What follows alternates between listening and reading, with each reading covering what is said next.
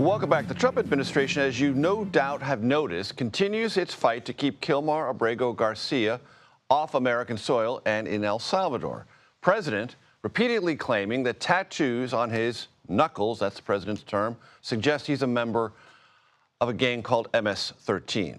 Despite that claim, the only actual tie in court on any piece of paper between Abrego Garcia, who lives in Maryland, and that gang is a now defunct local police registry, which was questioned for years amid accusations of racial profiling. This is how we got here in the Kilmar Abrego Garcia story, and I want to bring in Vanessa Cárdenas. She's executive director of America's Voice, which advocates for undocumented immigrants and immigration reform. Vanessa, let's just talk about how, again, that phrase I used, how did we get here? Kilmar Abrego Garcia in 2019 was outside a Home Depot, and some police approached, pick up the thing from there, and talk to my audience about this registry or this database that put him in it and what it said or alleged about him. Yeah. Listen, this is, I think, a really important point. That registry was rife with errors, and there have been, in fact, that registry was ended because of racial profiling issues.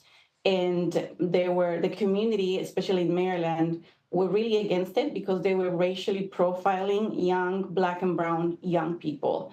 So this whole issue with Mr. Abrego Garcia starts with that piece of paper where he allegedly was or is a member of a gang.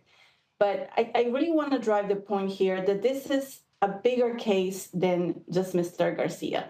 This case is about whether our government has the power to take someone off the street, send them to a prison in another country by mistake, abandon them there, and even to refuse to do what the Supreme Court asked them to do, which is to bring him back.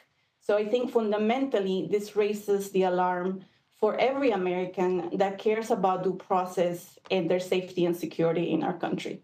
Right, because there's a piece of paper that was filled out by a detective with the Prince George's County authorities saying that because he had a hat on and some clothes that he thought was part of, quote, Latino or Hispanic gang culture, he should be thought of as a member of MS-13.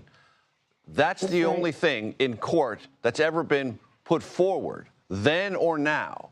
And that was adjudicated and looked at even by a Trump-appointed judge in 2019, who then put a non-removal order because after lots of questioning and representation on Kilmar Abrego Garcia's part by attorneys, it was discovered by that Trump-appointed attorney that there was a reasonable fear that if he went back to El Salvador on his own recognizance, being deported back there, he might reasonably fear being abused or somehow intimidated or threatened by a gang that tried to recruit him when he lived in El Salvador.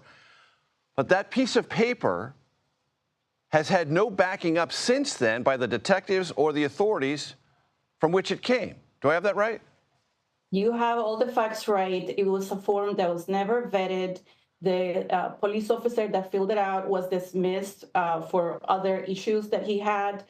There is no more evidence at all that Mr. Abrego Garcia was, in fact, a member of a gang. There's no evidence. It was just only allegations. And the point that you just mentioned also is really important. This was in 2019, and a Trump-appointed judge reviewed all the evidence, and that judge also gave Mr. Abrego Garcia a work permit and said that he should stay in our country and be allowed to work because of the danger Mr. Abrego Garcia would face if he was deported to El Salvador.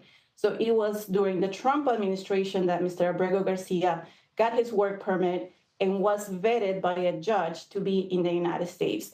And again, there's no evidence that this Trump administration now has produced to really show that Mr. Garcia is, as what they say, a gang member. And twice, once in 2019 and most recently when he was held in detention and said, you will be let go if you give us information about other gang members you know. Both times, as I understand it, Kilmar Abrego Garcia said nothing, even though if he had said something, it might have expedited his release because he said he didn't know anything about gang members. That's right. And Mr. Abrego Garcia is a member of the community. He has a U.S. spouse, U.S. kids.